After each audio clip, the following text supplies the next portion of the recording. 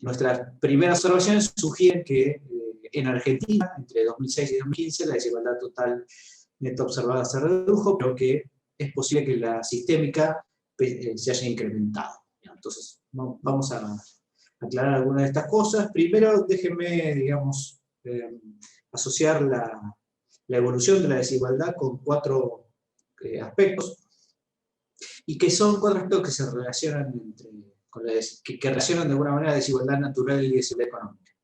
Y esto lo hacemos porque le estamos poniendo como título al artículo de desigualdad sistémica, y algo sistémico es algo, digamos, muy importante, muy general, digamos. Entonces lo queremos asociar con la desigualdad, con las tendencias naturales a la desigualdad que hay justamente en la naturaleza.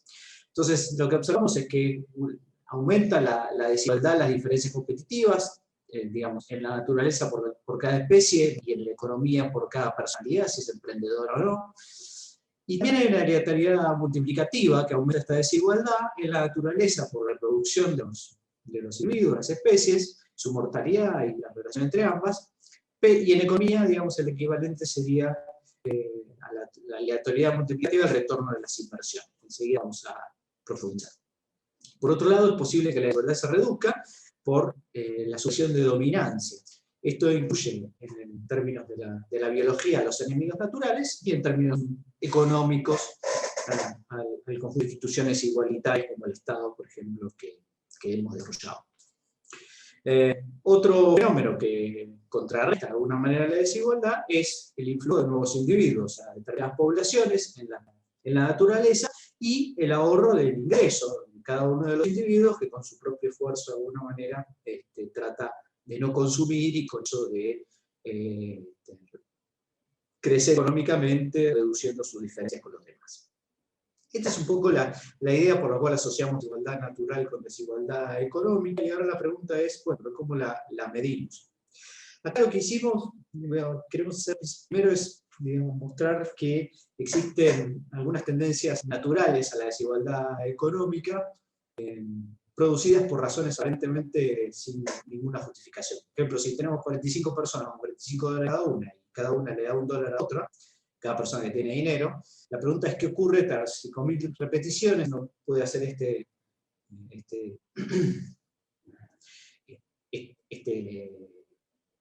esta animación en internet, en el sitio que ahí ponemos, y lo que le va a dar es esta distribución que observamos acá, que es bien asimétrica, en donde, digamos, una sola persona que se da un montón de dólares, y unas cuantas que se quedan mucho menos de lo que tenían al principio. O sea, una distribución del ingreso muy desigual.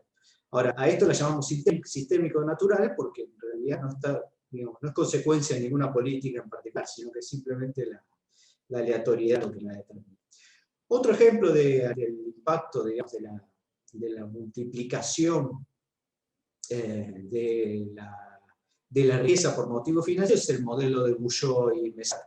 Si uno parte de una riqueza X, que es igual a 0 para individuos, y digamos, le agrega una tasa de rendimiento G a esa riqueza, algún porcentaje de ahorro personal, lo que encuentra es que, digamos, ese factor G, que tiene una media beta y un desvío sigma, termina siendo, digamos, fundamental en la distribución, y después de 10.000 periodos, si uno digamos, hace de nuevo una especie de cálculo simulado, encuentra una distribución del ingreso donde, digamos, una sola persona se queda con el 36% de la riqueza, y digamos, 5 o 6 personas quedan con más de la mitad del ingreso, y todo el resto queda sin nada, de 100 individuos, ¿no? Lo cual sugiere otra vez que el simple hecho, digamos, de la aleatoriedad del paso del tiempo implica un aumento de la desigualdad. Otros ejemplos los pueden encontrar en este sitio chanceisland.org, donde hay más ejemplos del rol del azar. En general, lo que sucede, digamos, con el problema de la desigualdad sistémica es que uno parte de una situación en donde diferencias entre las personas, las personalidades, las capacidades, los esfuerzos, no va a ser muy diferente de una normal, pero sin embargo termina encontrando que con el paso del tiempo la distribución de la riqueza termina siendo muy asimétrica. Y la razón que de alguna manera nosotros queremos enfatizar acá es que esa riqueza está sujeta a ganancias y pérdidas multiplicativas. Ok, y básicamente la fluctuación de los precios, basado en la fluctuación de los precios de los activos, ¿no? La idea es que hay algunos que ahorran y que son capaces de multiplicar su riqueza y otros que, por no tener esa capacidad de ahorro, no pueden acceder a ese interés compuesto. Entonces, digamos, lo que nosotros proponemos, nosotros no, en realidad esto se debe en parte al trabajo de Orwell Peters y su gente, partir de un movimiento browniano geométrico, que tiene una tendencia, que es AX por T, y un proceso de Wiener, que es de media cero, digamos, que Bx por el diferencial de W, en donde sencillamente X va a ser U por X y Bx va a ser sigma por X, o sea que digamos el movimiento geométrico que observamos es simplemente eso, ese que ustedes ven ahí. Cuando uno quiere calcular la tendencia de este movimiento geométrico, tiene dos dimensiones posibles para calcular esa media. Una es lo que llamamos la tendencia de su valor esperado, que los físicos llaman ensamblado, que es simplemente la esperanza, el promedio de esta tendencia. Dado que la esperanza del proceso de Wiener considera cero, la tasa de crecimiento es sencillamente muy sencillo de determinarla, es la tendencia de ese proceso.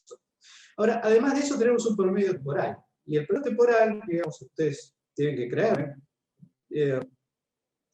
va a dar mu menos un medio de psi cuadrado. Pero para entender, digamos, de dónde sale esto, por qué la media ahora temporal es más baja que la media ensamblada.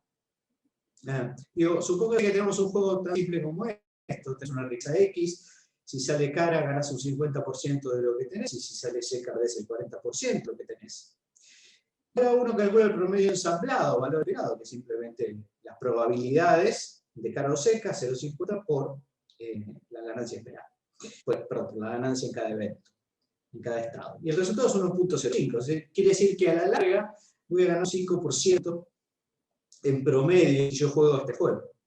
Ahora, ¿qué pasa si en vez de jugar muchas personas una sola vez este juego, lo hacemos distinto? Y hacemos que una sola persona juegue este juego una y otra vez.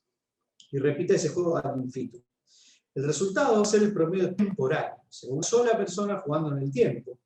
Y cuando ustedes quieran calcular ese promedio temporal y miren las tendencias, van a encontrar que sistemáticamente esta persona pierde todo lo que tiene.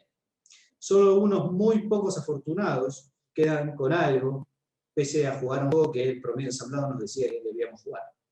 Y la razón es que el promedio temporal es el promedio geométrico que ustedes ven ahí abajo, que les va a dar en vez de 1,05, 0,95. Y por lo tanto, les aseguro que van a perder toda su riqueza muy rápidamente, porque van a perder un 5% por tirada en promedio, con lo cual están condenados a fracaso. Además, la varianza del juego es 0,20, que dividido por 2 es la diferencia entre el mu y mu menos un medio sigma cuadrado, que era lo que decíamos, que diferencia el promedio de temporal. Entonces ahora uno dice, bueno, pero ¿cómo podemos usar esto para entender la distribución del ingreso? Y lo que hacemos es, digamos, presentar la distribución, digamos, la solución de la ecuación de movimiento browniano, que es esa que ustedes ven ahí, la tendencia temporal y el desvío de Wiener. Y si uno aplica logaritmos, le queda una distribución de la riqueza para cierta cantidad de gente que tiene esa media y esa alianza. Eso lo tienen que creer. Y básicamente lo que hacemos entonces es decir, bueno, ¿y qué pasa si nosotros restamos el promedio ensamblado menos el promedio geométrico? Eso que nos daba un medio sigma cuadrado.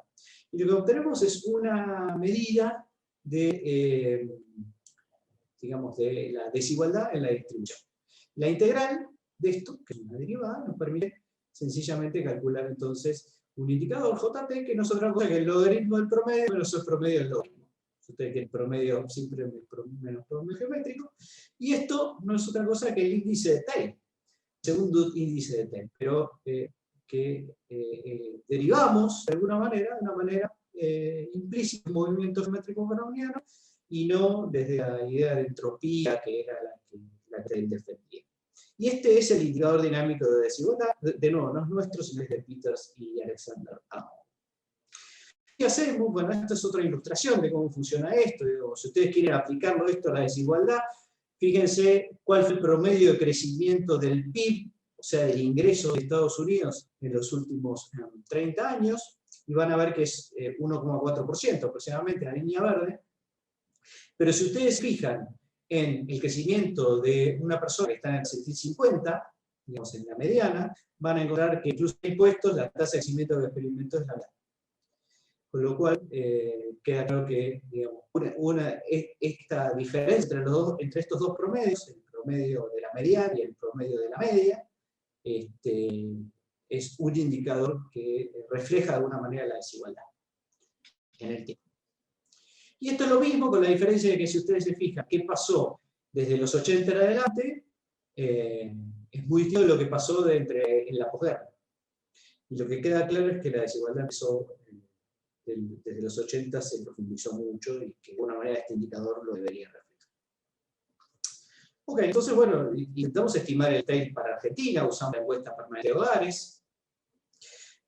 Lo que pasa es que los datos empiezan recién en el 90, y lo que tenemos es, hicimos un ajuste, abrimos en 25 grupos para calcular la diferencia entre el promedio geométrico, o sea, el promedio del total y el total de los promedios, por decirlo así. Entonces calculamos el logaritmo del promedio menos el logaritmo del promedio geométrico, que lo decíamos antes, y el resultado es, lo comparamos con otros índices. Gini, Atkinson, seguramente ustedes los conozcan bien. Bueno, más allá de los detalles de cuáles son los indicadores, quiero mostrarles los resultados.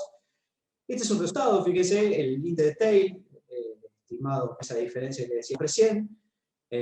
Bueno, se muestra muy parecida a la evolución del índice de Atkinson y también a la evolución del Gini. Cuando los comparamos, el Gini es mucho más volátil, por supuesto.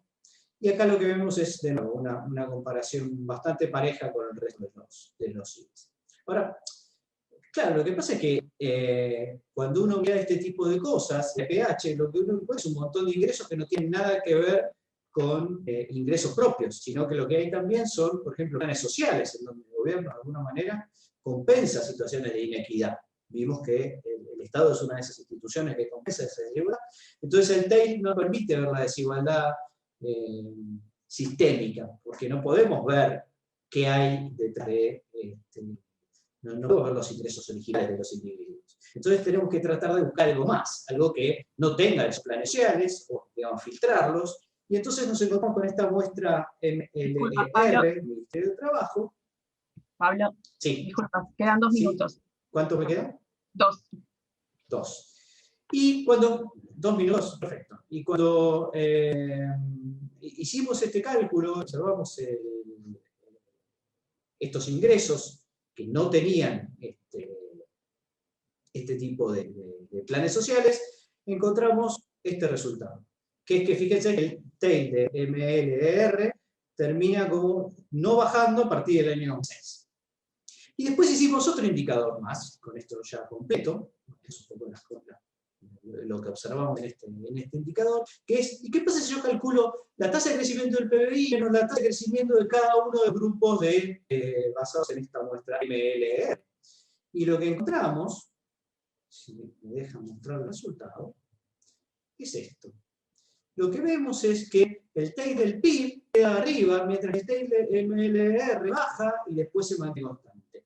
En otras palabras, este indicador, el último, el TAIL PIB, es un indicador que muestra cuánto creció el ingreso en promedio, y si uno lo compara con cuánto creció el promedio del logaritmo de los ingresos de cada uno de esos grupos que abrimos en MLR, lo que vemos es una gran diferencia. Y esa diferencia es la que nosotros interpretamos como una diferencia entre la desigualdad sistémica, que sea en negrita, que como vemos desde 2002 no es demasiado, y el impacto de los planes sociales, que no es la desigualdad sistémica, que sí permitió reducir la desigualdad. Conclusiones, entonces, ahí abajo de todo, las dinámicas multiplicativas son un componente central de la desigualdad dinámica. Los datos de Argentina todavía no nos permiten tener una visión de largo plazo suficiente, y entonces nuestro interés es aproximar esta dirección y tratar de ver si la podemos mejorar en el futuro. Bueno, un poco apurado, pero logré también. Muchas gracias. Muchísimas gracias, Pablo, por la presentación y por ajustarte a los tiempos, y a ambos entonces por el trabajo. No fue fácil. Damos lugar a los comentarios ahora, que están a cargo del equipo de investigadores del Instituto de Economía y otros, que no sé quién va a comentar, Vérgolo, Leites, Xavier Ramos, Cecilia Rodríguez o Yulila. Soy yo, Fedora. Martín Leites, ok, del Instituto de Economía entonces de Uruguay. Adelante y tenés 5 minutitos. Bien. Bueno, mis comentarios van a ser bastante cortitos. Tengo los apuntes aquí. En primer lugar, me pareció muy interesante esta reinterpretación del TAIL, y dándole como un sustento, si se quiere, más normativo para decir qué nos dice ese indicador, que como recién decías, su origen viene más del manejo de la información y no tenía como un sustento conceptual muy fuerte.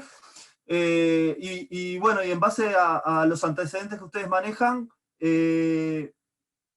se logra como darle una conceptualización al índice de TAIL y en particular construirlo a partir de algunos supuestos sobre cómo son las dinámicas de los ingresos.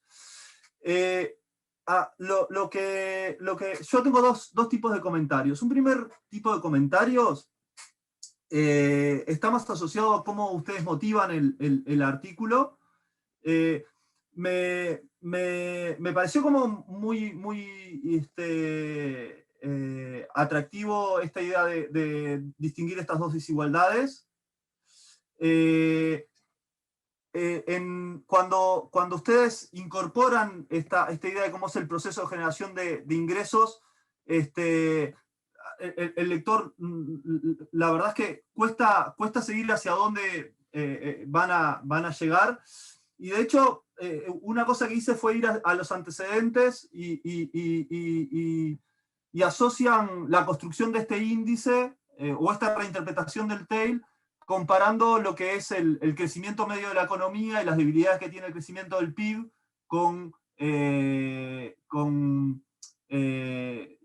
incorporando como el punto de referencia para hacer las mediciones. Que entiendo que en el caso de ustedes sería el promedio ensamblado, que me parece que ayudaría mucho al lector, capaz que construir un poco también desde allí la motivación de por qué introducir este índice. Lo segundo es decirles que cuando ustedes introducían esto, me vino a la cabeza un trabajo de Bacha, es un economista brasilero que hizo un ejercicio parecido en el sentido de motivar las limitaciones que tiene mirar la tasa de crecimiento y no centrarse en lo distributivo y las distintas ponderaciones, y me parece que eso les podía ayudar un poquito a motivar mejor el trabajo. Y en el mismo sentido, me parecía de que un poco que el modelo que ustedes toman de base está asociado a cómo es el proceso de acumulación de activos. Entiendo que el modelo viene del sistema financiero. Hay dos comentarios. Durante el artículo en un momento pegan un salto a ir hacia los ingresos y dejan de hablar de activos y capital. Eso se vuelve como un poco, digamos, duro para el lector, lo cual me parece que es parte de la realidad de nuestros datos de los países latinoamericanos, pero capaz que ahí hay que ayudar un poquito al lector y discutir un poquito los supuestos que tiene ese pasaje. Y por otra parte, capaz que esta dinámica de modelizar los activos y tratar de explicar la desigualdad de ingresos, les podría ser como un aterrizaje para comprender el rol de los altos ingresos y vincularse con esa literatura, porque entiendo de que de alguna manera ustedes lo que están preocupándose es cómo ponderar de manera diferencial los crecimientos de ingreso. Y bueno, y en realidad en la literatura de altos ingresos no hay como tampoco un marco de referencia muy claro, y capaz que estas discusiones que ustedes están dando podría servir. Después, una segunda parte de los comentarios están más asociados al ejercicio empírico. Cuando haces referencia a una de las encuestas, la EPH, mencionan que forman algunos grupos, como que al lector no queda muy claro cómo eran esos grupos, porque yo me imaginaba que ahí ustedes iban a trabajar con microdatos, pero entiendo que trabajan con un nivel de agregación intermedio. Seguramente esto está asociado al periodo temporal, que ustedes hacen mucho énfasis en esto de tratar de explicar la dinámica de largo plazo. Capaz que eso guíen un poco más al lector con eso. Y después ustedes naturalizan comparar la segunda encuesta con el PIB, y ahí o con el crecimiento del PIB, y eso a mí tampoco me quedó tan natural esa comparación. Capaz que me perdí algo en la lectura, pensando de que en nuestras economías hay un sector informal importante que también representa parte de los ingresos, y hay que ver eso cómo está computado en el crecimiento del PIB, y cómo está computado en la otra encuesta, la que no es la EPH. Y en ese sentido me parece que está bueno que discutan un poquito como el vector de ingresos que ustedes utilizan para medir como la desigualdad. Y el último comentario, que son dos comentarios más. Ustedes asocian, en esta discusión de la desigualdad natural y la desigualdad económica, no me parece nada neutro incorporar el rol de las instituciones. Ustedes eso lo incorporan como algo distinto a lo natural. Eso capaz que merece como una discusión, un análisis, y también tal vez en esa discusión de los factores que implican la desigualdad, hacer algún vínculo con alguna otra literatura que explica cuáles son los factores determinantes del crecimiento y el rol de las desigualdades asociadas al ingreso, o asociadas a las oportunidades o las circunstancias, que un poco que podría ayudarlos a dialogar con lo que ustedes encuentran. Nuevamente, para mí fue muy interesante y a la vez exigente el leer el trabajo. Me pareció enriquecedor para mí saber que existe una reinterpretación del índice de Theil, y obviamente es una contribución muy relevante para los países en vía de desarrollo, y en particular para la Argentina, que es un país muy relevante en la región, saber cuáles son los determinantes de la desigualdad y su evolución en el tiempo. Así que en ese sentido me pareció como una contribución muy relevante, y por ahí están mis comentarios. Espero no haberme pasado, Fedora. Un poquito, Martín, no pasa nada. Excelente. No, pero muchas gracias. Lamentablemente no tenemos ahora momento como tiempo para dar respuesta. Son muchos comentarios y seguro que pueden llevar a reflexiones varias para el artículo. Ahora damos lugar a la segunda presentación, que es de Victoria González. Victoria González trabaja en el Banco Central del Uruguay y también está en la Universidad de la República, y va a presentar el trabajo estudio sobre gasto de los hogares uruguayos, una comparación intertemporal de las encuestas de gasto de los hogares entre 2005-2006 y 2016-2017. Así que, Victoria, puedes compartir entonces tu presentación. Gracias. Bueno.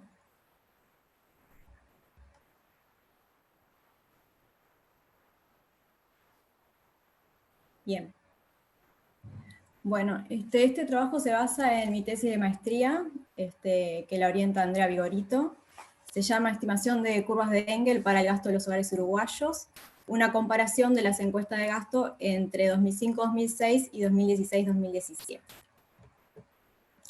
La motivación de este trabajo surge que dentro de la literatura económica hay un amplio consenso con respecto a que el consumo es una variable fundamental para aproximarse al bienestar de la población, Deaton y Saidi consideran que el consumo es un componente central del nivel de vida, y los estudios que estudian el consumo son escasos.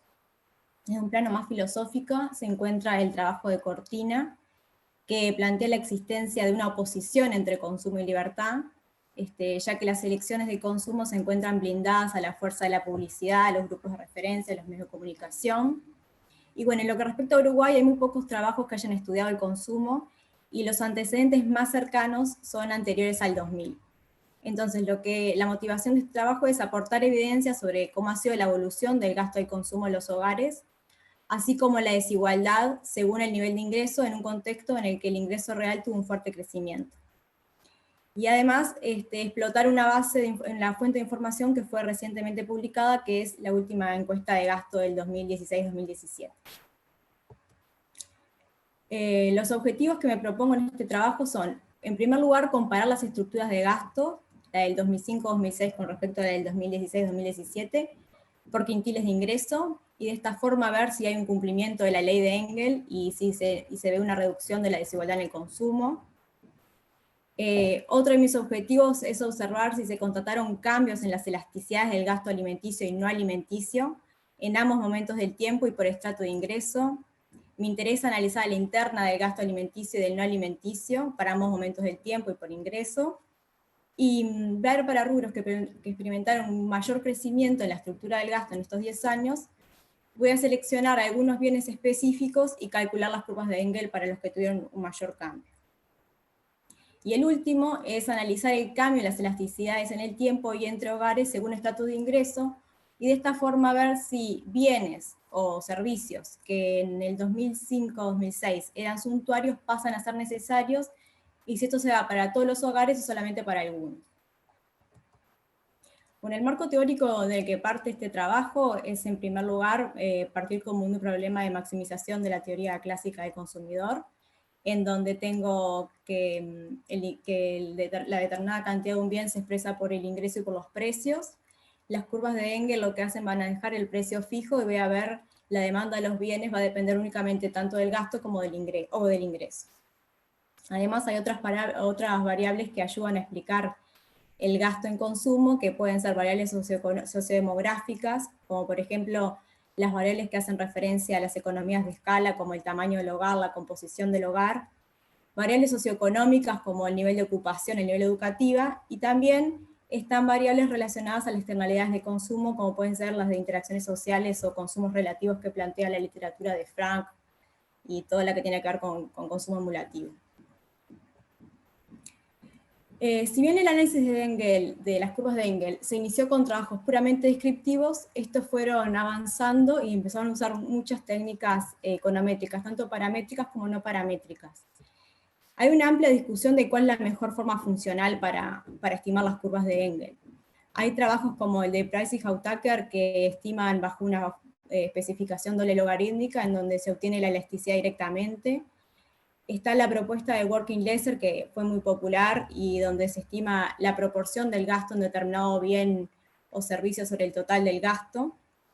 Y luego vienen los trabajos de Deaton y Mollbauer, que lo que hacen es, a la especificación Working Lesser, ponerla en un conjunto, en un sistema de ecuaciones, lo que se dio a conocer como el sistema de demanda casi ideal.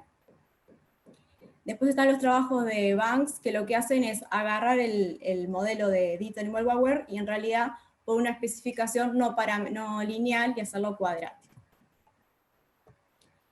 De la elasticidad de estos parámetros beta, lo que interesa ver es, en realidad, es ver la pendiente de la curva y ver si, según el valor del coeficiente beta, si es un bien suntuario, inferior o normal.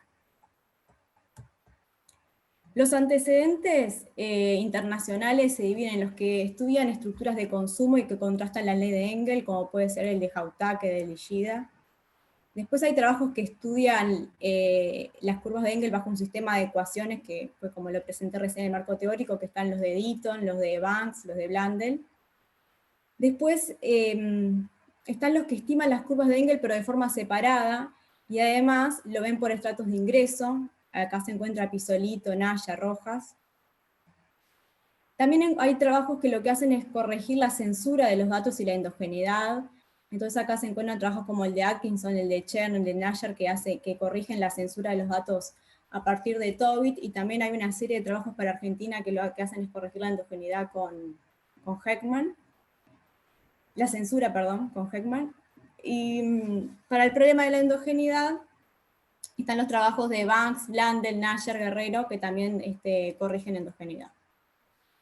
Finalmente, dentro de internacionales están aquellos que comparan, que hacen un sistema de ecuaciones y que hacen de forma separada y ven qué tan distintos le dan estimar de una forma u otra, y lo que encuentran en el trabajo de Benedito y de Tangar es que no hay grandes diferencias en la elasticidad del gasto. A nivel nacional se encuentran trabajos que estimaron curvas de Engel con la ENGIE del 94-95 para rubros generales como el de Vigorito, el de Pereira y Rossi, y otros que lo estimaron para un conjunto más reducido, y acá se encuentra un trabajo de Troncoso con la ENGIE 94, y después los trabajos que utilizaron la ENGIE 2005-2006, pero para bienes bien específicos. Bueno, las hipótesis de este trabajo es observar un cambio en la estructura de consumo entre las dos encuestas de gasto, y de esta forma ver si cae el peso de los alimentos, lo que iría a favor del cumplimiento de la ley de Engel. La otra hipótesis es ver cambios en las elasticidades del gasto en alimentos, si fueron compensadas por otro tipo de bienes no alimenticios. Y además, ver si hay clasificación de algunos bienes que en algún momento fueron suntuarios y pasaron a ser bienes necesarios luego. La metodología de este trabajo, yo opto por estimar las curvas de Engel de forma separada. Y para eso utilizo dos especificaciones, la Working Lesser, que es ver la proporción del gasto, y la doble logarítmica, en donde se desprende la elasticidad directamente. La forma de estimación que elijo es MCO Tobit, dependiendo de la proporción de gasto cero. Si es mayor a 10%, estimo por Tobit.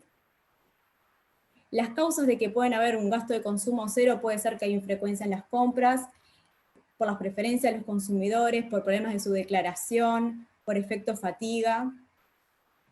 Entonces todo esto lo que genera es censura en los datos y hace que yo opte uno u otro método.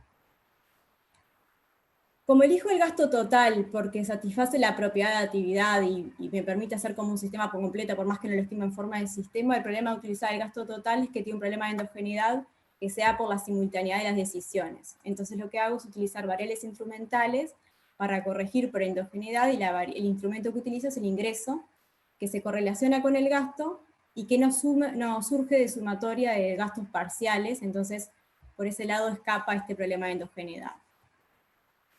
Estimo los modelos para el total y por quintiles de ingreso, selecciono los quintiles 1, 3 y 5 con el propósito de ver heterogeneidad en el coeficiente o en la elasticidad del gasto. Realizo un test de Hauman para ver si hay endogeneidad y realizo los test de validez de instrumentos como el estadístico de F y el de Stock y Shogo. Y realizo el test de Shogo para comparar si hubo un cambio estructural entre las dos encuestas, para ver si el cambio es significativo entre las dos encuestas.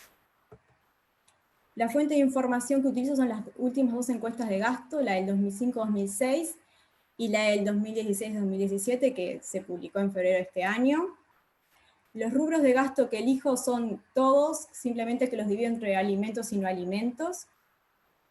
Y lo que presento acá es aquellos rubros con los que tienen un grande problema de censura en los datos, que son las bebidas alcohólicas, las comidas fuera del hogar y educación, que tienen un porcentaje de gasto cero bastante elevado. Las variables que utilizo para explicar el gasto en determinado bien y servicio, además del gasto total, son características demográficas como el sexo del jefe, la edad, el nivel educativo, la condición de actividad económica, la composición del hogar y variables económicas.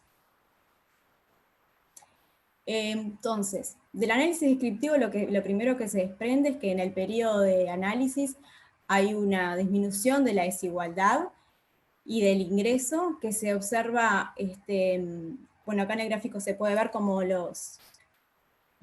índice de Gini disminuye tanto para el gasto como para el ingreso, y cuando divido entre alimentos y no alimentos, las curvas para el 2016 están más cerca de la diagonal de Lorenz. Y acá se observa cómo disminuye el índice de Gini, el ingreso y del gasto, en 9 y 8 puntos porcentuales respectivamente. Y cuando veo la estructura del gasto, veo que los que más aumentan el gasto en el periodo son los quintiles más bajos. La estructura de gasto observo que desde que hubo una caída del peso de los alimentos de 24,6 a 20% en los dos periodos del tiempo. Y con lo que respecta al gasto no alimenticio, los rubros de salud, transporte, comunicación y recreación son los que más ganan peso en el periodo y presentan una mayor variabilidad. Además se observa que, por ejemplo, en el rubro de comunicación cae mucho la brecha entre el gasto del quintil 5 con respecto al quintil 1. De todas formas, la vivienda sigue siendo el rubro que más pesa en la estructura de gasto, por más que disminuye su peso. Y me interesa remarcar que cuando estoy usando salud estoy considerando el FONASA en las estimaciones y que el 62% del gasto en el rubro de salud corresponde al imputado por FONASA y que esa proporción es decreciente con el nivel de ingresos. Mientras que en el quintil 1 el peso del FONASA es del 68%, en el quintil más rico es de 46%. O sea que cuando estoy analizando salud hay que tener presente que la imputación esta es importante. Pasando al análisis econométrico, y me salteo una parte que hice de bienes específicos por tema de tiempo. En análisis econométricos lo primero que observo es una disminución en la elasticidad del gasto en alimentos en el periodo de tiempo y entre quintiles, que si bien para el total no cae tanto, cuando lo observo para el primer quintil la diferencia es muy importante, y acá en la especificación de logarítmica estoy mostrando que en la encuesta del 2005-2006 la elasticidad me daba por arriba de la unidad de penitas para el primer quintil, y en el 2016 esto baja, y esta caída es significativa según el test de Chow, lo cual es como una evidencia del cumplimiento de la ley de Engel, pero además para los quintiles más bajos. Con respecto al gasto no alimenticio... Perdón, te quedan 3 minutos. Bien. Con respecto al gasto no alimenticio, me interesaba marcar salud y comunicación, que todas las elasticidades caen, menos la del transporte, y que en salud, en el 2016, a partir del quintil 3, ya no es un bien suntuario, sino que pasa a ser un bien normal. En transporte cae la elasticidad, sube la elasticidad, y cuando yo estudio a nivel de bienes específicos, lo que veo que la que cae es por transporte público y no por transporte privado, por lo que hay una gran heterogeneidad en el rubro de transporte. Entonces, pasando a las conclusiones, lo primero que observo es que hay un crecimiento del gasto, como del ingreso per cápita, y una reducción de la desigualdad para ambas variables, lo que se refleja en el gasto en la mayor apropiación por parte de los quintiles más bajos de la distribución. Esto implica que el nivel y las prioridades de bienestar se van reduciendo. Bueno, aquí hay evidencia a favor del cumplimiento de la ley de Engel a lo largo del tiempo y entre los hogares. Hay una caída en la elasticidad del gasto en alimentos y un aumento en la elasticidad en el gasto no alimenticio en el periodo de estudio, pero siguen manteniendo el gasto alimenticio su carácter de bien necesario y los no alimenticios su carácter de bien suntuario. Disminuye en la estructura, lo que sigue permaneciendo es que si bien la vivienda sigue siendo el componente que más pesa en la estructura de gasto, cae su peso y aumenta el peso del gasto en salud, transporte, comunicación y recreación. Y lo que sobresale la tasa de crecimiento en el rubro de comunicaciones. El transporte sigue siendo un bien suntuario, pero cuando se lo discrimina entre público y privado, se observa que lo es suntuario solamente para el transporte privado. En lo que refiere a las variables que hablan de la composición del hogar, estas fueron las que resultaron significativas para explicar tanto el gasto en vivienda, en salud, en transporte y comunicaciones, siendo los hogares más numerosos los que presentan un mayor coeficiente. Las variables del mercado de trabajo, por su parte, contribuyeron a explicar el gasto en vivienda y salud, siendo los hogares que tienen un jefe jubilado los que presentan un mayor gasto en salud con respecto a si el jefe está ocupado. Y este coeficiente crece entre las dos encuestas. Si bien no presenté acá los rubros específicos de telefonía, me interesaba traer la conclusión acá de que en el periodo de tiempo la telefonía fija, todos los bienes, la telefonía móvil pasa de ser un bien suntuario a ser un bien necesario, y la telefonía fija aumenta su elasticidad. Con esto de la telefonía móvil, que pasa de ser un bien suntuario necesario, pone en evidencia una de mis hipótesis de este trabajo, que yo quería ver si había bienes que cambiaban su pendiente en la curva de Engel, y ese es uno. Y lo otro que pasa es con los electrodomésticos, que cambia, pero para los quintiles más ricos. Bueno, para trabajos futuros, me parece que estaría interesante estimar esto mediante un sistema de ecuaciones, como lo planteé en el marco teórico, ya sea por ICE o por QUICE, y poder también calcular las elasticidades de precio y de precios cruzadas. También estudiar con mayor profundidad cuál sería la mejor forma de corregir la censura.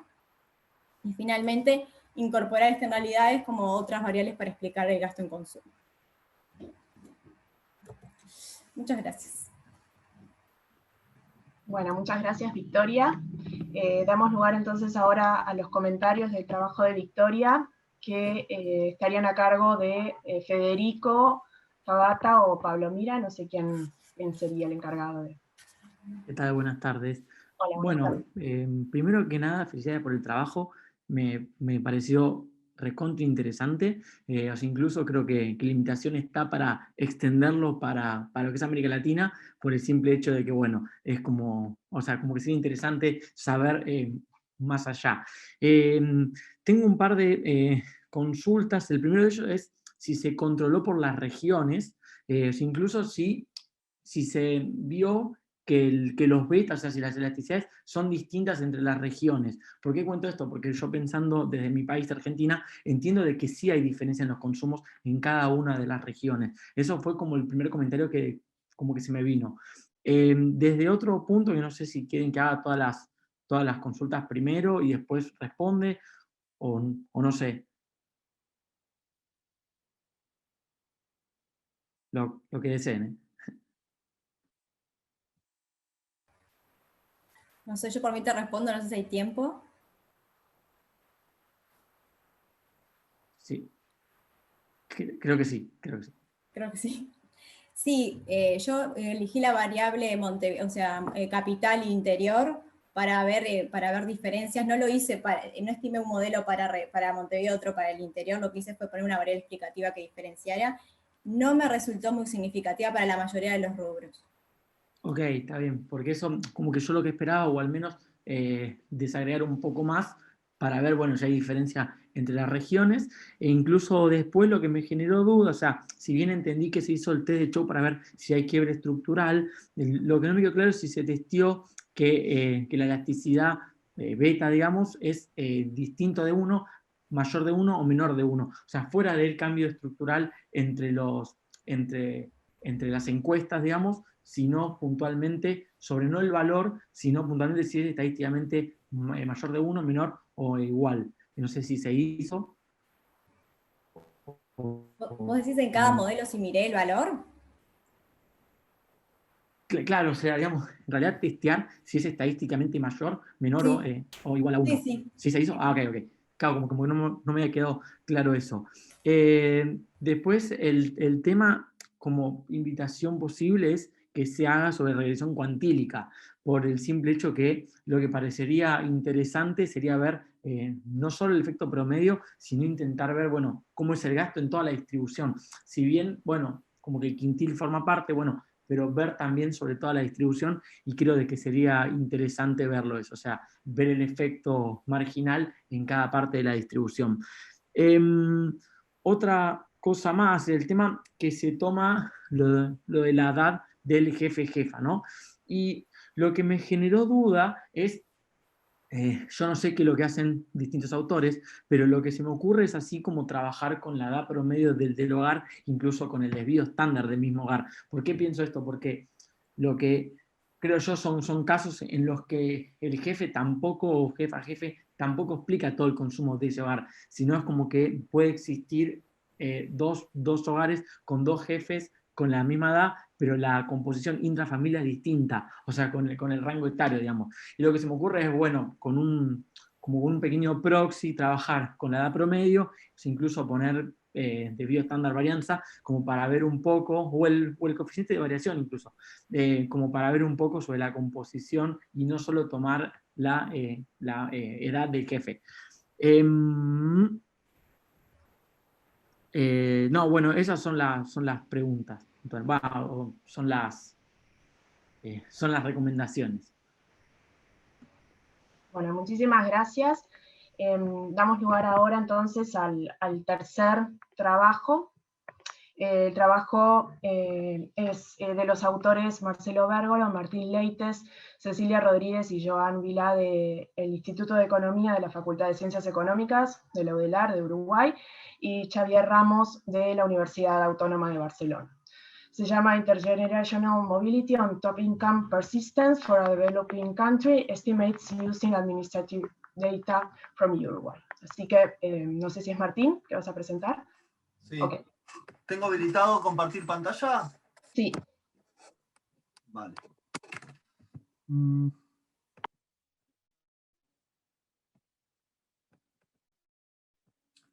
¿Se ve ahí? Está conectando. Sí, perfecto, Martín. Bueno, buenas tardes a todos. En primer lugar, lo que quiero hacer es felicitar al comité organizador de la NIP. Realmente es un placer estar participando en esta actividad. Sería impensable en este contexto de distanciamiento social poder organizarla. Y sin embargo era un desafío muy importante, y sin embargo la verdad que las mesas salieron muy bien. Y esto de hacerlo virtual nos dio la oportunidad de compartir trabajos con gente colegas de otras regiones, lo cual enriquece muchísimo la actividad. Entonces, enhorabuena. Dicho esto, comentarles que lo que voy a presentar es un avance de investigación que estamos desarrollando en el marco de una línea que tenemos en el Grupo de Desigualdad y Pobreza del Instituto de Economía, en el cual también participa el investigador Xavier Ramos, que es un especialista en el área y trabaja en un grupo de investigación sobre los mismos temas en la Universidad Autónoma de Barcelona. La presentación del trabajo, el trabajo lo que intenta hacer es aportar un avance en relación a lo que fue una primera aproximación de la medición intergeneracional en Uruguay en base a registros administrativos. Representa una continuidad con lo que fue la elaboración del Cuaderno de Desarrollo Humano. En ese Cuaderno de Desarrollo Humano nosotros lo que logramos fue construir una base de datos que nos permite abordar en base a registros administrativos la movilidad intergeneracional, y nos concentramos en lograr una medición, resumen de lo que nos proponemos es tratar de ver cuál es la forma funcional de esa relación, es decir, de los logros de sus hijos y los padres. ¿Qué motiva a hacer este trabajo? En primer lugar, el vínculo entre desigualdad y movilidad es muy complejo, y de hecho, si bien existe evidencia de que a mayores niveles de desigualdad existen niveles menores de movilidad intergeneracional, esa evidencia no está saldada desde el punto de vista de la relación causal, e incluso en parte se explica por relaciones mecánicas. Y una parte de esa evidencia también se sostiene en que utiliza indicadores resúmenes para medir la movilidad intergeneracional.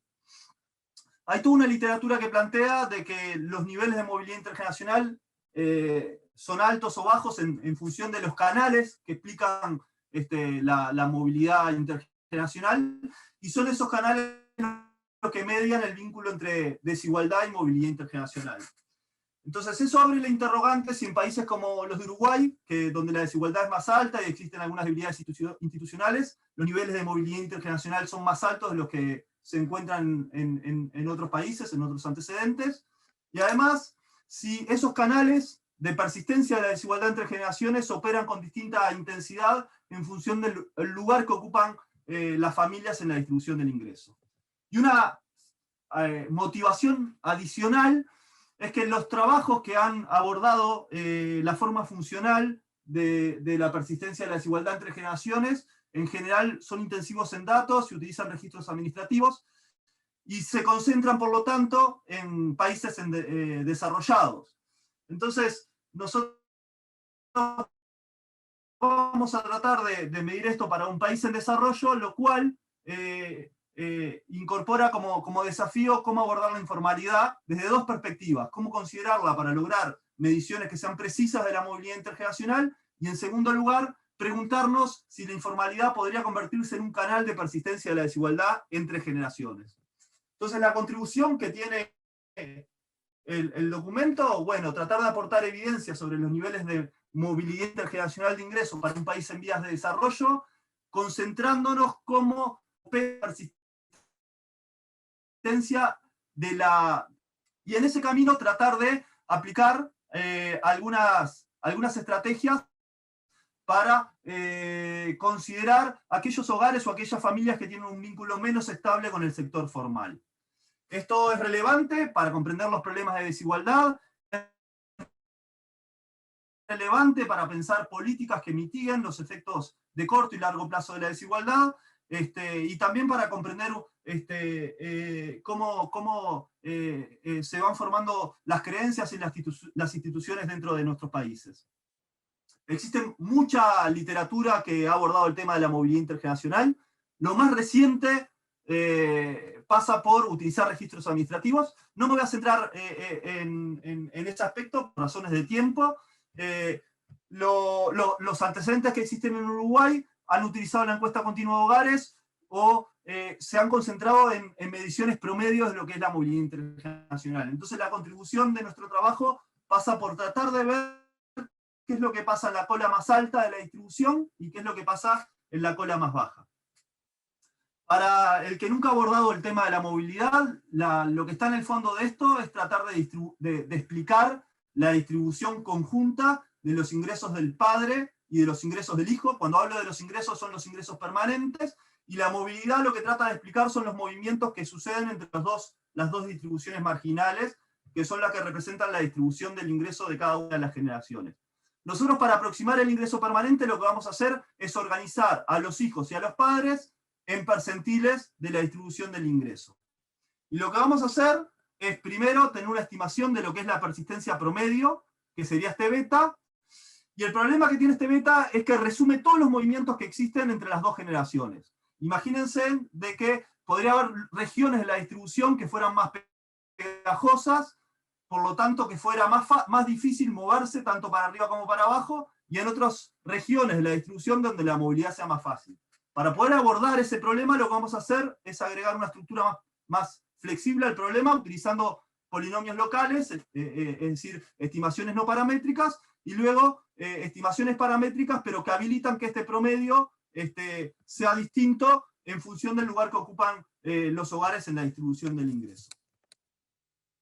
No me voy a detener mucho en los aspectos de la construcción de la base de datos, solo decir dos cosas. La primera es que su origen se remonta a la realización del cuaderno de desarrollo humano, que nos permitió conseguir vínculos entre padres y hijos, los registros administrativos del BPS, y por otra parte, esa información fue pegada con una información que viene manejando el Instituto de Economía, y en particular los compañeros que vienen trabajando en el tema de altos ingresos con los registros administrativos de la EGI, y eso permitió construir un vector de ingreso de padres y un vector de ingreso de hijos. Los tenemos para el periodo 2009-2016, y para aproximarnos al ingreso permanente lo que hicimos fue promediar 5 años de ingreso.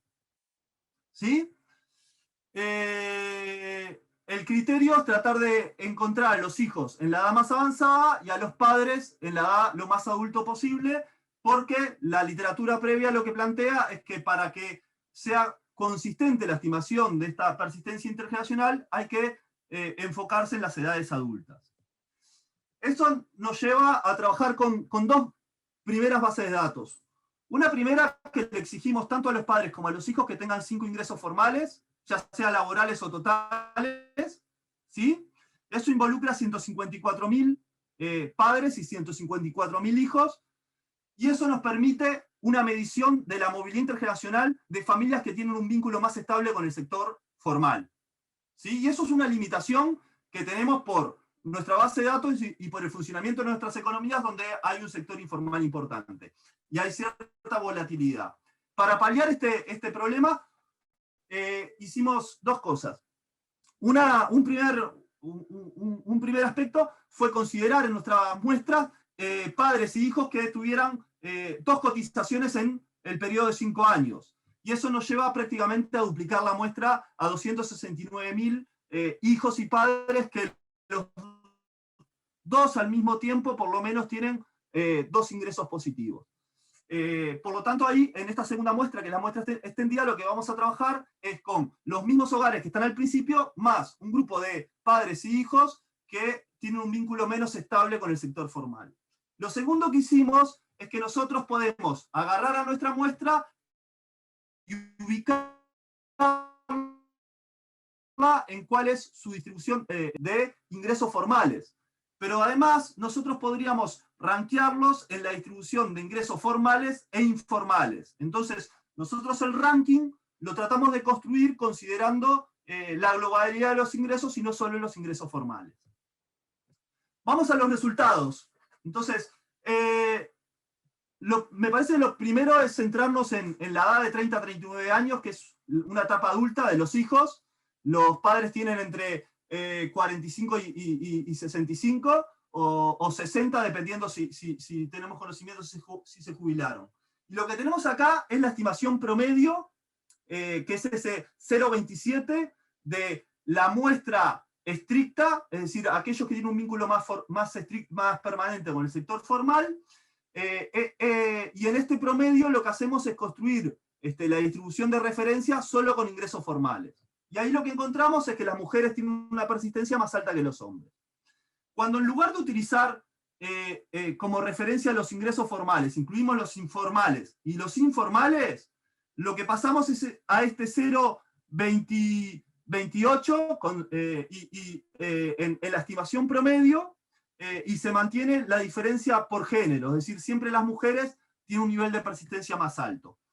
Cuando lo que hacemos es ampliar la muestra e incluir familias con un vínculo menos, digamos, estable con el sector formal, esta estimación promedio sube a 0,305. ¿Sí? Es decir, la consideración de criterios más laxos de vínculos de los padres e hijos con el sector formal nos lleva a una menor movilidad intergeneracional.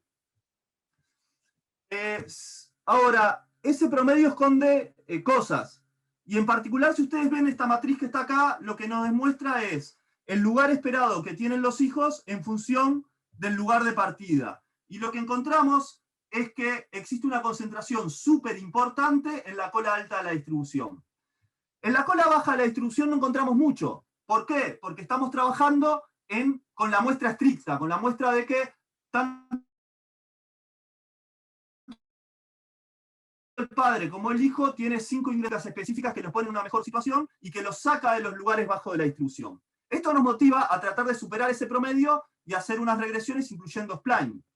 Y lo que demuestra claramente esa gráfica de spline es que esta línea es el promedio, lo que habíamos estimado para toda la población, y lo que encontramos es que la persistencia opera de manera mucho más importante en los segmentos más altos de la distribución. Es decir, este es el beta que tendría los padres y hijos que tienen padres que se ubican entre el 75 y el 90, y los padres que se ubican en el percentil del 90 al 100, su incidencia en la posición del hijo crece hasta el 0,8. ¿No? Esto lo que confirma es una no linealidad que se concentra en los altos ingresos. Pasa lo mismo si hiciéramos una lupa y nos pusiéramos en el P99. Martín, Si perdón que te interrumpa. Perdón que te interrumpa, te quedan 2 minutos.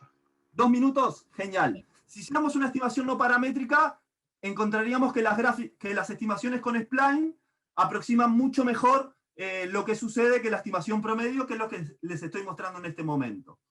La pregunta es, ¿qué sucede con la muestra ampliada? Es decir, cuando incorporamos familias que tienen un menor vínculo con el sector informal. Y lo que aparece es que encontramos una mayor acumulación en los 2 extremos. ¿Sí?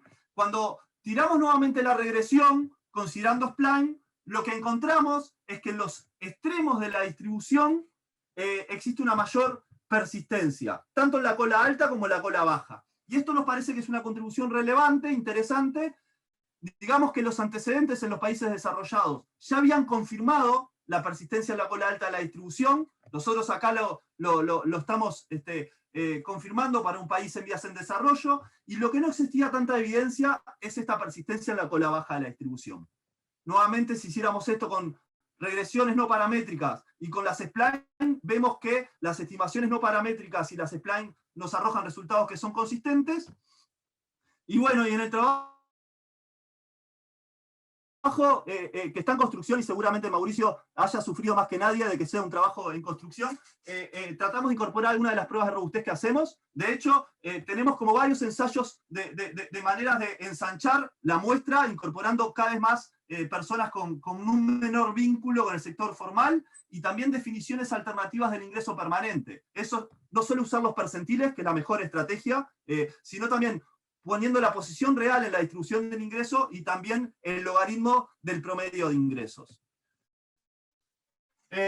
Como comentarios finales, encontramos que nuestro nivel de movilidad es similar al de Estados Unidos, que es un nivel de movilidad relativamente bajo dentro del contexto de los países desarrollados, es decir, de los que miden movilidad con registros administrativos. Estados Unidos es de los que tienen un beta más bajo. Elegimos a Estados Unidos porque un poco que la construcción de nuestras bases de datos está inspirada y siguiendo la estrategia que utilizan ellos.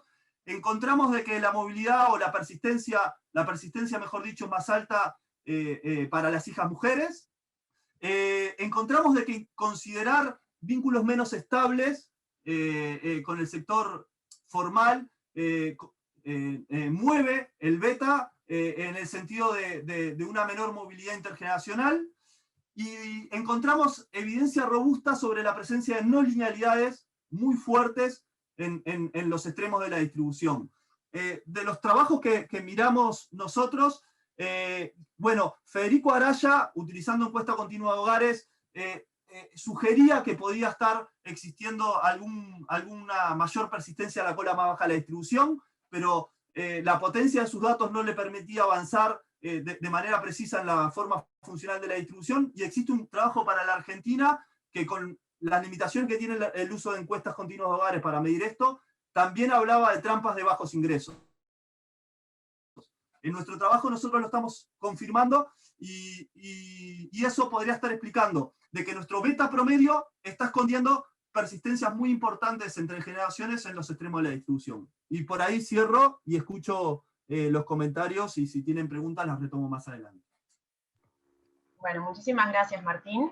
Los comentarios, como ya adelantó Martín, están a cargo de Mauricio Rosa, que es del Instituto de Economía, también de la Universidad de la República de Uruguay.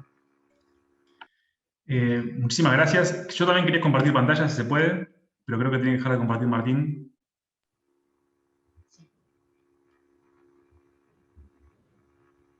Ahí va. Comparto. ¿Están viendo ahí? Sí, perfecto. Genial. Bueno, muchísimas gracias por dejarme comentar este artículo, que, contrario a lo que decía Martín, no sufrí en absoluto. Fue un placer leerlo. Y también ahora escucho su presentación, que además me aclaró una cantidad de dudas y comentarios que quería hacer ahora en estos breves minutos. Bueno, el artículo ya lo vieron. Lo que estudia es estiman movilidad intergeneracional de ingresos en Uruguay. Lo hacen utilizando registros administrativos pegados entre padres, madres e hijos. Encuentran un IRA yo en el paper que leí, la versión que leí era de .25 o .27, en función de si era incomes o earnings. Acá los números que presentó Martín son un poquito distintos, pero van en la misma línea. Incorporan la informalidad en el análisis, y muestran cómo reduce la movilidad, y encuentran fundamentalmente no linealidades que argumentan en el paper, que la versión que yo leí, que la movilidad es menor en el top de la distribución, lo que asocian también con la transmisión de riqueza como mecanismo. Eso es como el resumen del artículo, que igual creo que fue muy poco necesario, porque creo que la presentación de Martín fue muy, muy clara. Como comentario general, me parece evidente, y creo que para todos los que lo han escuchado ya lo tienen claro también, que esto es una enorme contribución a la discusión. Es una temática que es de la máxima relevancia.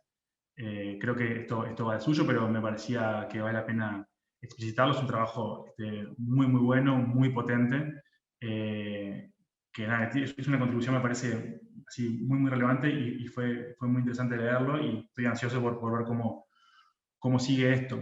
La revisión de la literatura, yo soy una persona que no sabe en particular del tema de movilidad intergeneracional, entonces fue muy esclarecedora, estaba bien ordenada, era muy, muy clara. La base de datos que emplean es novedosa, es superadora de todas las limitaciones de bases anteriores, y además es en buena medida, pues ahí como sorprendente. A mí cuando no tenía claro que habían llegado a este punto de avance así tan potente, y cuando lo leí, me sorprendió muchísimo el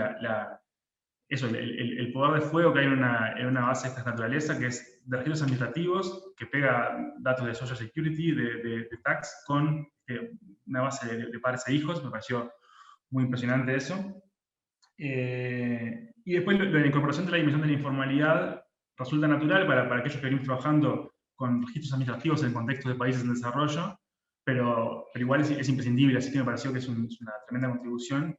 Y por último, esto que es como uno de los grandes ganchos, que es el de las no linealidades, es una dimensión que es completamente esencial, así que me pareció que, digamos, desde el punto de vista de la estructura y de las contribuciones que el artículo se propone, es realmente impresionante, y lo felicito así enfáticamente. Tengo un conjunto de comentarios menores. Uno es, la introducción del artículo está ordenada como en torno a 3 grandes motivaciones, dice allí, que luce más bien como contribuciones. La introducción es larga, y a mí en general me gustan las introducciones largas, porque son como 7 páginas, y siendo que son tan largas y que o sea, que hay tanto material, yo creo que lo ordenaría de forma un poquito más tradicional, un poco como lo presentó Martín ahora en la presentación, que creo que fue mucho más ordenado.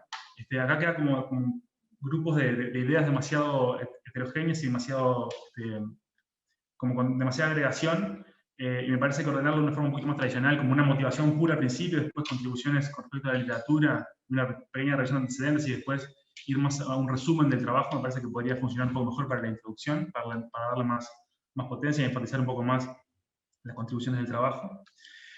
En la parte de la sección de datos, creo que la base de datos, como decía, es impresionante, pero la explicación en el paper, al menos, por la versión que leí, es un poco vertical. Me quedé como esperando una tabla de resumen en un momento, que resumiera la información de la tabla con algunas buenas descriptivas, que den cuenta exactamente qué estamos manejando. En particular por lo siguiente, que es que me generó muchas dudas cuando empecé a leer la incorporación del grupo de 20 a 29 años, justamente porque es una edad en la que todavía los ingresos son bastante variables y no reflejan correctamente el ingreso permanente. Entonces, cuando empecé a leer me generó muchísimas dudas. Después me di cuenta, bastante avanzado el artículo, que en realidad era un grupo que casi no se consideraba. Yo consideraría sacarlo, excluirlo completamente del texto principal y dejarlo como un chequeo de robustez, como una cosa que se diga más adelante. Y relacionado con eso, yo entiendo que una de las razones, imagino, para dejar el grupo de 20 a 29 es que es mucho más grande y es mucho más representativo de esa cohorte. O sea, la muestra que les queda en relación al conjunto de datos, y que el grupo de 30 a 39 es más chico. Pero igual, justamente por eso, como es más pequeño, me hubiese gustado ver como algunas descriptivas adicionales sobre la composición y distribución del ingreso dentro de la cohorte de 30 a 39. Como para tener una idea mejor de exactamente qué tipo de cohorte y con qué tipo de ingresos estamos trabajando. Y después una pregunta, esto que se repite todo el tiempo de que el supuesto de que si yo considero individuos que están más o menos a la muestra, eso es porque tienen un vínculo más estable con el mercado formal. A mí me generan algunas dudas, entiendo la intuición, pero capaz que estoy haciendo un disparate, pero no sé cómo, capaz que un individuo que en realidad está muy cerca del límite de edad superior o inferior, capaz que lo tenemos menos tiempo en nuestros datos, y sin embargo, en los años que lo tenemos estuvo permanentemente vinculado al mundo del trabajo formal, digamos, y por no tener 5 años completos, lo estamos excluyendo. Y por otro lado, puedes tener individuos que estén 5 años en los datos, pero con poquitos meses cotizando, con un vínculo con el mercado formal de trabajo muy inestable, sin embargo aparezcan con 5 años. Entonces, bueno, esto me genera algunas dudas. Yo no sé si controlan por los meses que las personas cotizan o no. Imagino que probablemente sí, pero me parece como un punto a ver, o por lo menos a aclarar un poco mejor. Tal vez estaba en el texto y yo me lo perdí, pero me parecía que podía ir por ahí a haber una cosa a explorar. Agrego una pregunta ahora, y es, que no la puse acá, pero me surgió ahora, que si manejan alguna hipótesis con respecto a la mayor persistencia de las mujeres. Pues es un resultado bien potente, que de hecho levantan las conclusiones, pero no sé si manejan alguna hipótesis porque esto se puede estar dando. Lo pregunto porque hay algunos papers raros, pero que estaban súper bien publicados, que usaban esto como proxy de otras cosas, por ejemplo, de la presencia de la herencia o no, y hay uno de Kopsuk que es muy bueno, que estaba re bien publicado, y que usaba esto. Entonces, nada, capaz que si tenían alguna hipótesis de por qué se puede estar dando esto, capaz estaba bueno explorarla.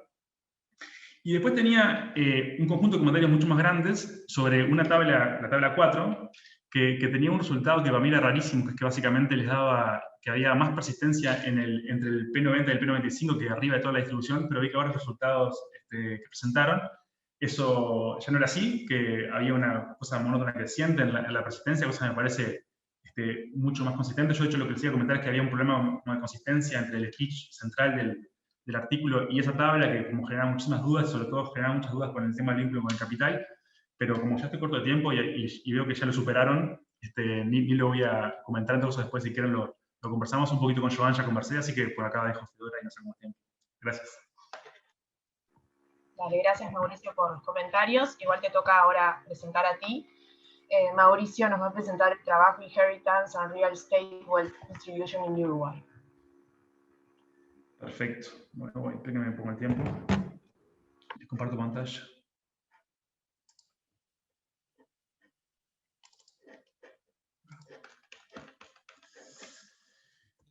Bueno, muchísimas gracias. Voy a presentar este trabajo, que es el que mencionaba Fedora, que es, como ya han dicho varios en otras oportunidades en SNIP, tan exitosas. Es un trabajo que está todavía en construcción, está verde. Voy a presentar resultados que son muy preliminares, muy preliminares. Esto lo digo porque me serviría mucho, por supuesto, todos los comentarios, preguntas, sugerencias que me puedan hacer, pero además para que tomen todos los resultados que voy a presentar con pinzas. Más bien me interesaba como contarles la estructura del trabajo que estoy armando, la potencialidad que tiene y qué tipo de preguntas creo que voy a poder responder en algún tiempo. Pero bueno, quería arrancar con esas advertencias al principio porque me parecen bien relevantes. ¿Qué es lo que yo quiero estimar en este trabajo? Yo quiero estimar varias cosas. En primer lugar, quiero estimar el peso, la importancia relativa de la herencia de riqueza inmobiliaria en la economía. Esto en particular quiero ver cuál es el flujo de herencias anual, es decir, cuánto representa lo que cada generación hereda a la siguiente cada año en relación al ingreso nacional, el PIB, es el flujo. También voy a estimar el stock de herencias, es decir, cuánto representa la riqueza inmobiliaria heredada en el total de riqueza inmobiliaria que tiene el país. Esa es una parte. La segunda parte es a partir de esto, intentar estimar cómo es la distribución personal de la riqueza inmobiliaria para el conjunto de la población, no solo para la población que ha fallecido, sino para toda la población, y estimar la distribución personal de la riqueza y además geográfica de la riqueza por departamentos, que es lo que no tenemos. Además, quiero abrir la distribución personal de la riqueza entre los componentes de vivienda y de riqueza inmobiliaria rural, y como adicional, que es un paso intermedio para lo que tengo que estimar, porque bueno, es un resultado en sí mismo, estimar cuánto pesa la riqueza inmobiliaria total en el ingreso nacional, tanto en nivel como en composición. Por un tema de tiempo, solo les voy a contar hoy la parte del flujo de herencias, la distribución personal de la riqueza y la apertura entre housing y land, pero después si quieren les muestro el resto, que me encantaría, porque además los gráficos más bellos están en las otras partes, así que si después quieren les comento. ¿Por qué me parece interesante esto? Creo que es bastante evidente, pero digamos, empecemos diciendo que ¿por qué es interesante la riqueza inmobiliaria en particular? Bueno, la riqueza inmobiliaria, como saben, es la que tiene mayor participación en la riqueza total. Según la EFU, que es la encuesta financiera de hogares uruguayos, en Uruguay representa más del 80% de la riqueza de los hogares. ¿Por qué herencia? Bueno, porque la herencia se puede argumentar que es uno de los principales determinantes de la distribución personal de la riqueza y por lo tanto de la distribución de recursos económicos en general, que tiene un impacto enorme en ingresos, en consumo, en ahorro, en fin, una cantidad de dimensiones económicas súper relevantes y centrales. ¿Por qué abrir la esta distribución en tierra y housing? Bueno, porque Uruguay es un país con intensivo en recursos naturales, como buena parte de América Latina, entonces tiene mucho sentido preguntarse cómo es la distribución de la tierra en Uruguay. Y el cuarto es que, ¿por qué puede ser interesante este artículo? Porque las cosas que yo estimo acá, algunas son novedosas y otras son estimaciones que ya teníamos, pero con un método y unas bases de información que son completamente ortogonales a todo lo que teníamos antes. Entonces, de alguna forma, son estimaciones independientes completamente que permiten una mirada nueva y un chequeo de robustez importante con las pocas estimaciones que teníamos, que hemos logrado acumular en los últimos años, que son muy poquitas todavía. Es muy poco lo que sabemos sobre la distribución de la riqueza y mucho menos sobre la herencia en Uruguay. En el artículo voy a dialogar con una cantidad de literatura muy grande. Hay todo un gran bloque que en la parte de herencia voy a dialogar sobre todo con esta literatura que busca estimar cuál es el peso de la herencia en la economía, que viene muy motivada por aquella controversia de los 80 de Modigliani, Kotichov y Summers, de si la distribución de la riqueza se explicaba por la herencia o por el ciclo de vida, pero también por el empuje de literatura más moderna que en la última década, sobre todo desde 2011, empezó a producir una cantidad de estimaciones sobre flujo de herencia y stock de herencia en las economías, sobre todo europeas. Después dialogo con toda la literatura sobre distribución personal de la riqueza, que también ha crecido mucho, sobre todo en la última década, y bueno, en un menor grado con la literatura sobre distribución de la tierra y cosas del estilo. ¿Yo qué necesitaría para hacer lo que quiero hacer? Y creo que utiliza la literatura que hace estas cosas. En general, lo que usan es, tienen una base de datos con las personas que fallecen cada año y el patrimonio que tienen en el momento de morir. Es como una especie de foto de las personas que fallecen cada año y su riqueza, que tiene algún mecanismo para transformarla en la riqueza, en la distribución de la riqueza de toda la población viva, no solo de este conjunto de población que falleció en ese año, sino de toda la población. Y además se utiliza algún agregado de riqueza, que en general viene de cuentas nacionales, de cuánto es la riqueza inmobiliaria en este caso, que es el total de control que yo voy a terminar distribuyendo. Yo no tengo nada de esto, tengo muy poco, lo que tengo es un par de fuentes de datos administrativos, que igual son muy potentes, una de Catastro y una de la Dirección General de Registros, que ahora les voy a comentar. Tengo datos sobre precios urbanos y rurales, y tengo una encuesta financiera de hogares uruguayos, que ahora les voy a combinar para intentar dar cuenta de estas preguntas que yo quería responder. ¿Qué voy a encontrar? Voy a encontrar primero un flujo de riqueza heredada del 20% del ingreso nacional, es decir, que la riqueza que cada generación hereda a la siguiente cada año representa el 20% del ingreso nacional, es una cantidad de dinero muy considerable. Que esto sería consistente, y esto no lo voy a mostrar hoy, pero sería consistente, bajo algunos supuestos, con un stock de riqueza heredada del 70% aproximadamente. ¿Sí? Voy después a la parte geográfica a mostrar cómo la riqueza urbana se concentra fundamentalmente en Montevideo y Maldonado, como es esperable, y que la rural está un poquito mejor distribuida. Voy a encontrar una riqueza inmobiliaria, una distribución de riqueza inmobiliaria entre la población viva, bastante concentrada. Para dejar ideas, nomás un top 1% del entorno del 20% y un top 0,1 del entorno del 10%, mis estimaciones de mínima. La tierra va a estar mucho más concentrada, con un top 1 en el entorno del 30-40%, muy concentrada, y un stock de riqueza inmobiliaria de unas 2,5 a 3 veces el ingreso nacional. Como les decía, solo voy a mostrarles esto hoy. El flujo de herencias y algunas estimaciones de distribución de riqueza y de tierra. Bueno, ¿qué datos utilizo? La fuente más importante, o una de las dos fuentes más importantes, es una base de la Dirección Nacional de Catastro. Esto es una cédula catastral. Esta información existe para todos los padrones del Uruguay, tanto urbanos como rurales, y tiene una cantidad de información. Esta es información pública, está en la web de Catastro. Yo lo que hice fue solicitar una base de Catastro, que me dieron una base entre 1999 y 2018, de todos los padrones urbanos y rurales de Uruguay, con una cantidad de información sobre cada padrón, y en particular con un valor catastral, ¿sí? Con el valor de catastro de esos padrones. Esta información es muy valiosa. Tiene un problema central, y es que, como ustedes saben, los valores de catastro son en general muy inferiores a los valores de mercado.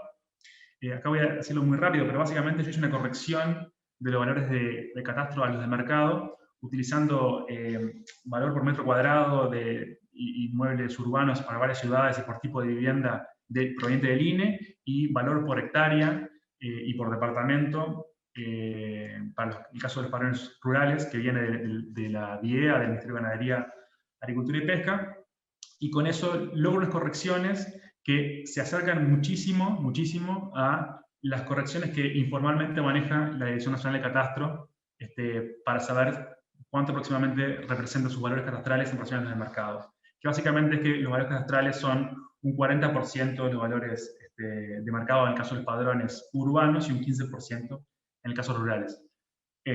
Para que se quede nomás a una corrección para llevar valores de catastro a los de mercado, esta corrección puede ser mejorada, pero es por ahora como lo estoy manejando.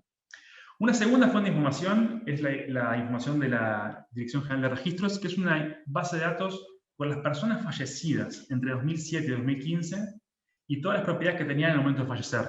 Esta es una base de datos también muy, muy potente, de microdatos, que costó bastante conseguir, pero que es bien relevante, que básicamente tiene eso, tiene un conjunto de personas que han fallecido entre 2007 y 2015 con todas las propiedades que tenían en el momento de fallecer.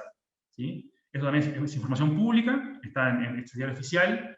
Ellos lo quisieron formar una base para que yo trabajara, y estas son básicamente las descriptivas generales. Tengo una base de fallecidos que tiene entre 5.500 y 8.000 y largo de personas cada año, con el número de propiedades que tienen. En general las personas tienen una sola propiedad, pero hay individuos con decenas, incluso cientos de propiedades al momento de fallecer.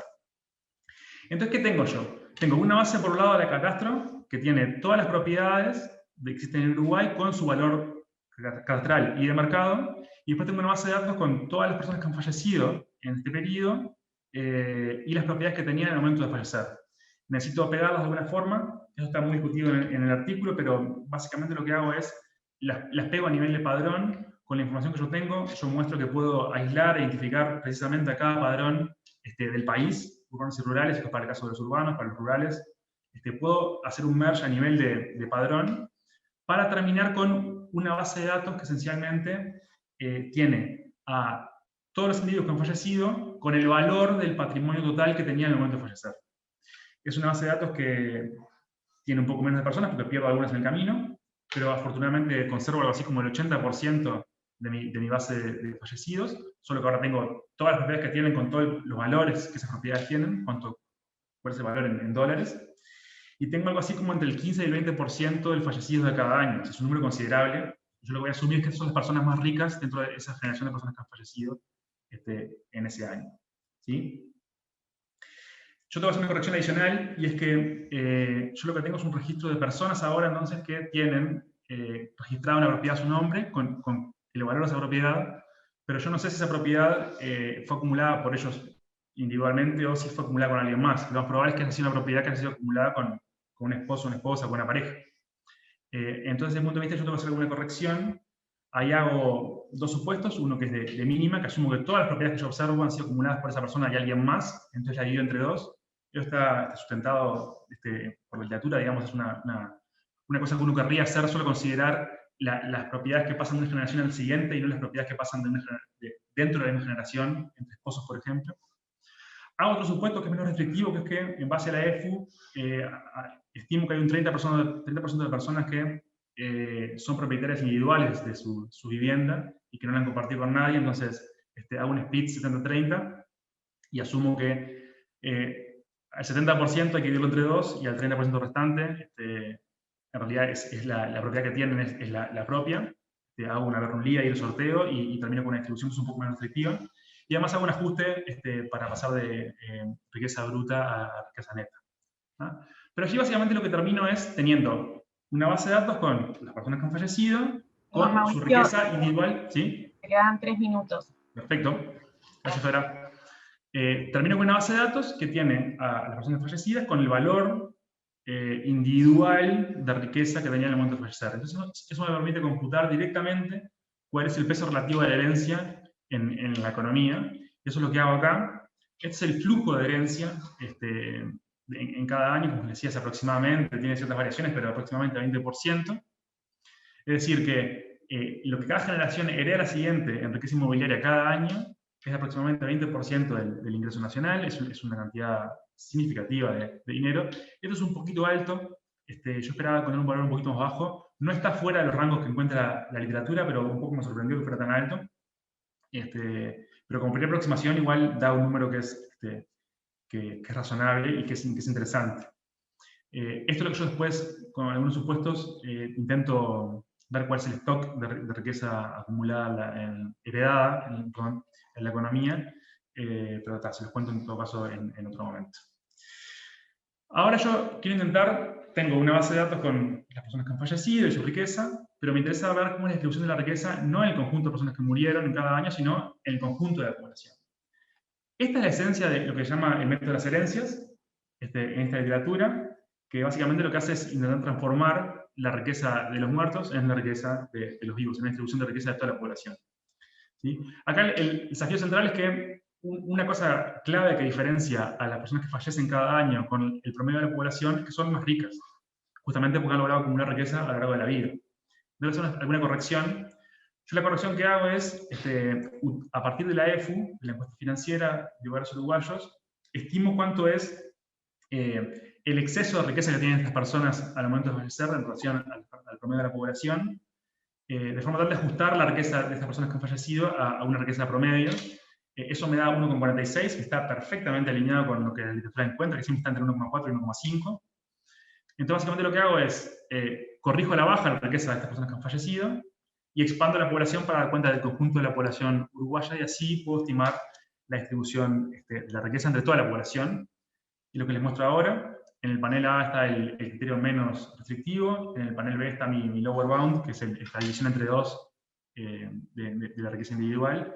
Y básicamente lo que me da es lo que les comentaba, ¿no? Un top 10% de por lo menos 40%, un top 1 de por lo menos 20% y un top 0,1 de aproximadamente 10% de la riqueza inmobiliaria total.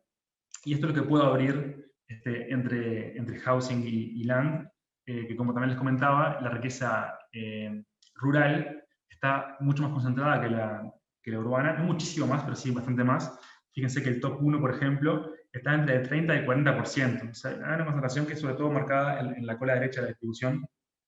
Un top 1 entre 30 y 40% es una concentración muy, muy marcada de la riqueza rural. Y bueno, eso es llamativo, y aparte esta sería la primera estimación que tenemos de algo similar a esto para el caso uruguayo. Insisto, es muy preliminar, pero igual da cuenta de un fenómeno que es relevante. Y que una vez trabajado un poco más esto voy a poder responder con precisión exactamente cuánto es la distribución de la riqueza rural en nuestro país. Así que nada, para cerrar ya, nada, ya si cierro por acá, estoy pasado a tiempo. Muchas gracias, Federa. No, gracias a vos, Mauricio, pero dale un cierre si querés, no pasa nada. No, en realidad, comento una cosa más, nomás que las partes que excluí también son interesantes por novedosas. Hay una parte de distribución geográfica de la riqueza que es bien reveladora, porque va muy en línea con lo que se ha encontrado recientemente sobre distribución geográfica del PBI, por ejemplo, con patrones similares. Eso me parece súper interesante. Y después esto de poder estimar el stock de riqueza en el conjunto de la riqueza, el stock de riqueza heredada en el conjunto de la riqueza. Las estimaciones son más débiles, pero da en el entorno del 70%. Entonces eso ubicaría a Uruguay, primero, alineado con lo que se encontraba recientemente en otros países del mundo, pero además, en el debate de qué pesa más, la herencia o la acumulación del ciclo de vida, ubicaría a Uruguay también, digamos, más cerca de la esquina de quienes sostienen que la herencia es uno de los determinantes centrales de la distribución de la riqueza. Ahora sí, gracias, Fede. Vale, gracias, Mauricio, por la presentación del trabajo. Pasamos a los comentarios de Victoria, por favor. Ahí va. Bueno, primero que nada felicitar porque me parece un trabajo súper interesante, súper novedoso. Está muy claro, más allá de que es complejo porque haces un puzzle de bases de datos de registro que es súper novedoso. Me parece que tiene dos contribuciones súper interesantes. Una que viene en la línea de que ya vienes trabajando, que es estudiar bien a fondo todo lo que son ingresos que no provienen del trabajo, porque eso está como ya bastante estudiado y hace un tiempo que ustedes están explotando como otras bases de datos. Y este uso de registros administrativos, y en tu caso que usás lo de catastro y el mergeo que haces con la Dirección General de Registros, me parece súper novedoso.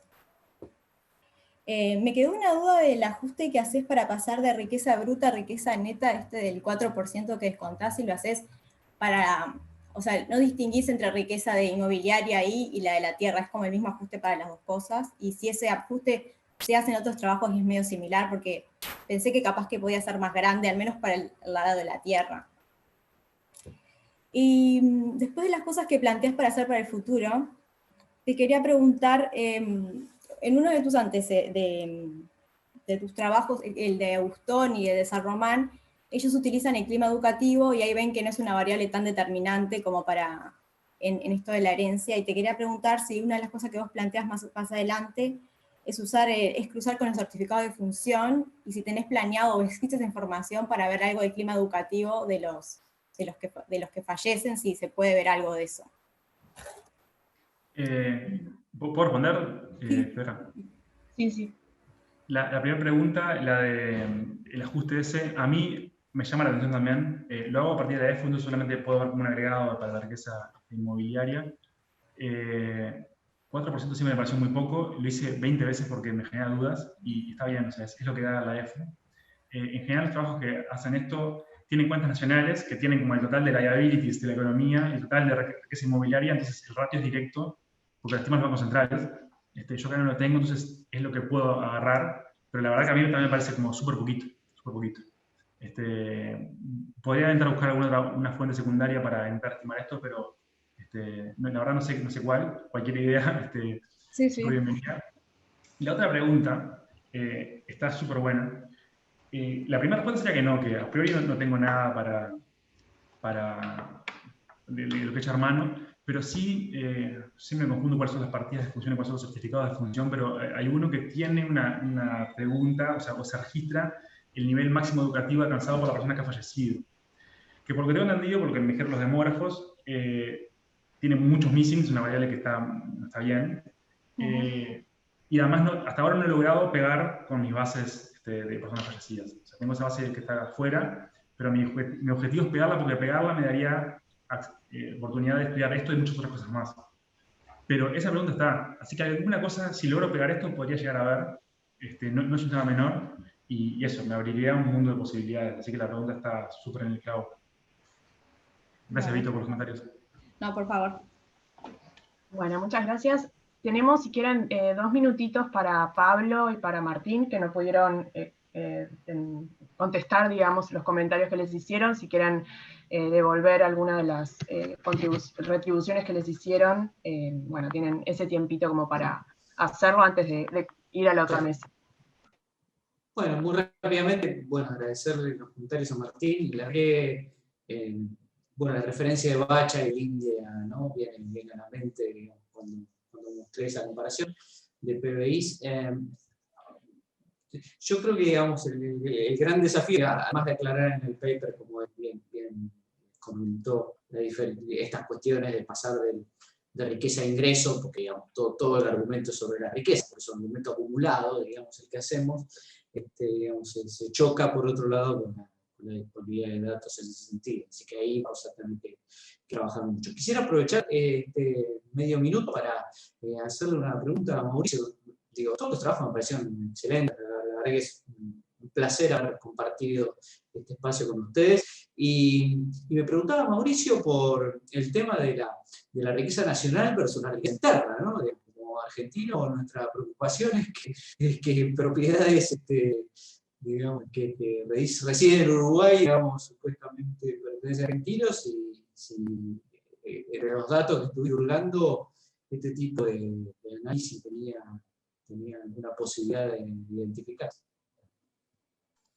Sí, hay toda una parte enorme que omití por temas de tiempo, que es este resultado intermedio de la riqueza inmobiliaria agregada en el país.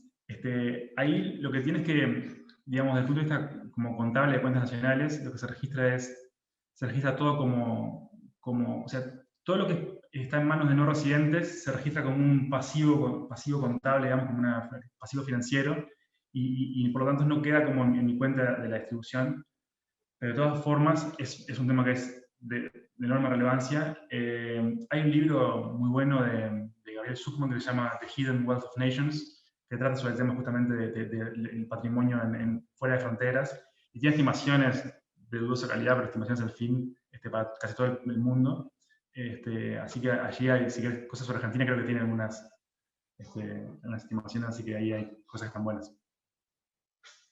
Pero la pregunta es clave, de hecho, la hemos conversado bastante, no sé si está Andrea Vigorito por ahí, pero es una pregunta que siempre nos hace Andrea, y tiene razón. Bien, Martín, queda lugar para responder o hacer algún comentario, si querés, y cerramos. Sí, primero agradecerle a Mauri por los comentarios, yo le hice por el chat, y pedirle que después nos haga llegar la presentación que envió. Lo segundo es una aclaración. Nos centramos en la edad de 30 a 39. La idea es centrarnos en ese tramo de edad donde la muestra es sustantivamente inferior a la anterior. Igual en el caso de la muestra estricta son arriba de 50.000 padres y 50.000 hijos, y cuando ampliamos a la muestra extendida no se llega a duplicar, pero el N es bastante grande. En realidad seguimos dejamos el tramo 20 a 29, donde la predicción teórica, como vos decís, es la elasticidad va a ser más baja, con la intención de analizar si en ese promedio que es más bajo hay no linealidades. Es decir, si los súper jóvenes en realidad sí tienen una persistencia diferencial dependiendo del lugar de la instrucción de los padres. Algo así como ver cuándo empieza la no linealidad en la edad, sabiendo que en promedio el beta va a ser muy, muy, muy bajo, y en realidad el eje de la discusión no va a pasar por el tramo 20 a 29. Lo segundo es que nosotros no sabemos estrictamente si esta gente está en el sector informal o no. Un poco vos decías, ¿sabemos si está en el sector informal? Partimos de la base de que en el tramo 30 a 39, si no está en el sector formal de la economía, es una edad donde debería estar vinculado al sector, al mercado de trabajo, o están en pleno de su edad productiva. Por lo tanto, no sabemos si es un inactivo o un informal. Pero eso es una debilidad que tenemos. Sí nos permite como establecer alguna hipótesis de trabajo, saber que gente que tiene contactos con el sector formal e informal, con el sector formal y luego sale, y en realidad es una cosa que venimos trabajando, es qué suponer cuando no lo observamos un año a un individuo, si le asumimos un ingreso cero o si lo incorporamos en los promedios o no. Lo interesante es que los resultados son bastante robustos a distintos supuestos, pero en realidad es una cosa que seguimos trabajando. De hecho, veo que está Ceci en la presentación a la distancia, y fue uno de los que colaboró en el armado de esas bases y en construir esos indicadores. Pero bueno, es un tema a afinar un poquito cómo nosotros vamos a tratar, en qué medida estamos tratando los informales o no, y en realidad un ajuste en relación a la versión que vos leíste del paper es que en realidad vamos a hablar de personas que tienen un vínculo menos estable con el sector formal. Eso involucra ser informales o estar por fuera. Bueno, muchas gracias entonces a todos los autores y autoras por haber participado y por habernos aportado en los trabajos que estuvieron presentando el día de hoy. Los invitamos entonces a acudir ahora a las actividades de cierre, que va a haber una entrega para un premio para la mejor contribución para investigadores jóvenes en el marco de la ANIP, y luego la mesa de cierre sobre políticas de género, balance actual y desafíos futuros, que empiezan en breves minutos. La sesión de hoy va a quedar grabada y va a estar disponible también para ustedes, por si quieren, digamos, repasar o rever algunas cosas, va a estar allí en la página de facultad. Así que bueno, cerramos y muchas gracias a todos y nos estamos viendo en minutos. Muchas gracias. Gracias. Chao, chao. Chao. Un placer.